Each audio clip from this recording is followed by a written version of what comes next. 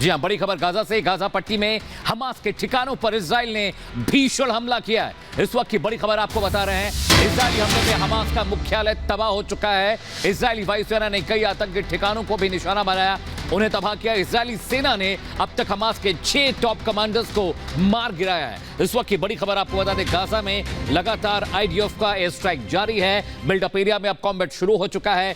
गली मोहल्लों और इमारतों में जहां पर हमास के आतंकी छिपे हो सकते थे, वहां पर ऑपरेशन शुरू हो चुका है। धुएं का गुबार देखिए, ये भीषण एयर स्ट्राइक हुई है। जो हमास के ठिकाने थे वहां पर इजरायली वायुसेना ने हमले बोले हैं और तस्वीरें हम आपको दिखा रहे हैं। इंफ्रारेड कैमरा बता रहा है कि धुएं का गुबार कितना बड़ा था, हमले की इंटेंसिटी कितनी बड़ी थी। और ये आप देखिए 7 अक्टूबर, 8 अक्टूबर, 9, 10, 11, 12, 13, 14, 15, 16 ये वो दिन है जब युद्ध शुरू हुआ था। 7 तारीख को पहले हमास ने हमला किया, उसके बाद से 8 तारीख को इजराइल ने रिटेलिएट किया है। 7 अक्टूबर हमास के आतंकियों ने जमीन आसमान से इजराइल में जंग का ऐलान कर दिया था।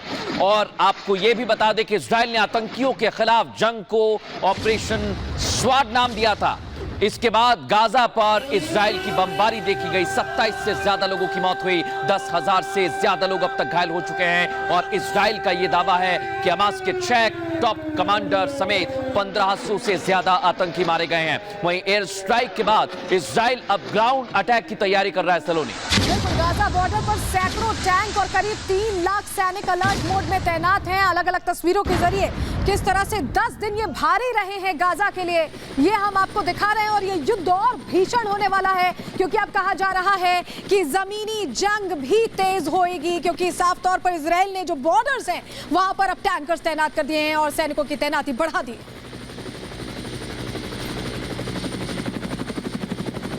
तो बिल्कुल ये बड़ी खबर लगातार 10 तस्वीरों के जरिए हम आपको दिखा रहे हैं कि किस तरीके से 7 अक्टूबर को इस युद्ध की शुरुआत हुई। और इसी बीच बड़ी खबर आपको बता दें, इजराइल की संसद में नेतन्याहू ने बड़ा ऐलान कर दिया है, दुश्मन को हमेशा के लिए खत्म कर देने का बड़ा ऐलान किया गया। दोनों ही फ्रंट पर एक साथ जंग के लिए हम तैयार रहेंगे। इस वक्त की बड़ी खबर आपको बता दें, इजराइल की संसद में नेतन्याहू ने यह बड़ा ऐलान किया और दोनों ही फ्रंट जंग के लिए तैयार हैं। बड़ा अपडेट हम आपको दे रहे हैं, दुश्मन को हमेशा के लिए खत्म कर देंगे। नेतन्याहू ने किया था, जिस तरह से सिविलियंस हमारे मारे गए हैं, हम हमास को खत्म करेंगे। गाजा का हर वो इलाका, और नेतन्याहू देखिए संबोधित कर रहे हैं जंग के बीच, दुश्मन को हमेशा के लिए खत्म कर देंगे।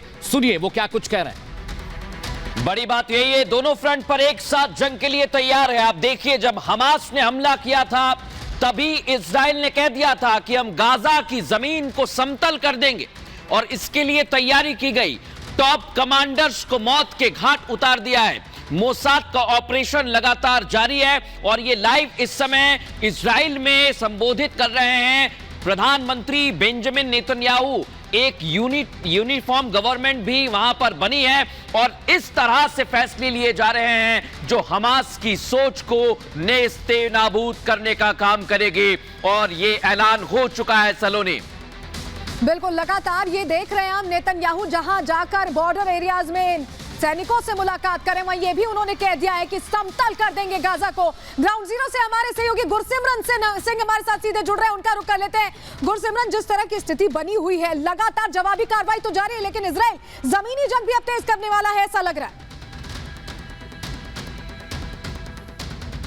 देखिए, स्वाभाविक तौर पर जिस तरह से लगातार हम देख रहे हैं, चाहे बात मिस्र के साथ बॉर्डर की जाए, लेबनान के साथ बॉर्डर की जाए, या फिर हमास जिसने कि 7 अक्टूबर को कह डाया था उसके साथ सरहद की जाए, लगातार सरहद पर निगरानी बढ़ा दी गई है। मरवे का टैंक्स की बात की जाए, BMPs की बात की जाए, या फिर आर्म्ड पर्सन कैरियर की बात की जाए, या फिर ऑल टेरन व्हीकल्स, सभी जो है लगातार सरहद पर पहुंचाए जा रहे हैं। और इस तरह की बड़ी तैनाती सरहद पर इतिहास की अगर बात करें, 1948 में जब इजराइल आज़ाद हुआ तब से नहीं देखी गई। और IDF के अधिकारियों का कहना है कि ये पूरी तरह से तैयार हैं हमास के आतंकियों को पूरी तरह से निस्तनाबूद करने के लिए उनके घर में घुसकर। लेकिन अब आप देखिए कि एक मिलिट्री टेक्निक आ जाता है कि सबसे पहले दुश्मन को कमजोर किया जाए अपनी सुरक्षा रखते हुए, और वही इस वक्त इजराइल कर रहा है। इजराइल को पता है कि उसके घर पर जो आयरन डोम सिस्टम है वो पूरा काम करता है। अगर दुश्मन की तरफ से रॉकेट या फिर कोई एक्सप्लोजिव डाला भी जाता है तो वो निष्क्रिय हो जाएगा 90 से 95%। और यही कारण है कि अब अपने इलाके से हैवी आर्टिलरी का इस्तेमाल कर हमास हमास के ठिकानों को और एयर पावर से हमास के बड़े जो हेडक्वार्टर्स है उन्हें निशाना बनाया जा रहा है, ताकि जब दुश्मन के घर में दाखिल हुआ जाए तो दुश्मन इतना कमजोर हो कि वो इजराइल को किसी तरह का नुकसान ना पहुंचा सके। इसी रणनीति पर अभी इजराइल काम कर रहा है। लगातार हम देख रहे हैं कि बात चाहे प्रधानमंत्री की हो, डिफेंस मिनिस्टर की हो या फिर आईडीएफ प्रमुख की, वो लगातार सरहदी इलाकों में मौजूद है और सरहदी इलाकों में सुरक्षा का जायजा ले रहे हैं और तैयारियां किस तरह से चल रही हैं।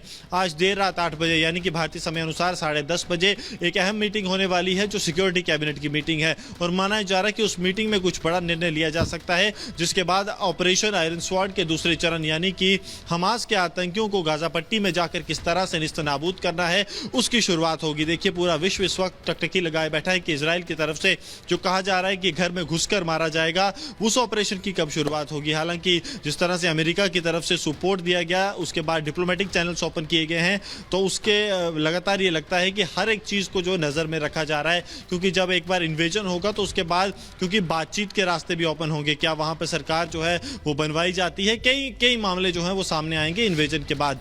तो उन सब चीजों पर भी ऐसा लग रहा है कि इजराइल अमेरिका के साथ मिलकर काम कर रहा है। लेकिन सबसे बड़ी बात कि ग्राउंड ऑपरेशन जो ग्राउंड ऑफेंसिव्स हैं उनकी शुरुआत कब होगी, तो आज शाम को 8 बजे यानी कि भारतीय समय अनुसार जो 10:30 बजे मीटिंग होगी सिक्योरिटी कैबिनेट की, उस पर सबकी नजरें बनी हुई हैं। बिल्कुल, और सबसे बड़ी और अहम बात यही है कि बेंजामिन नेतन्याहू ने कह दिया है कि जीत में समय लगता है।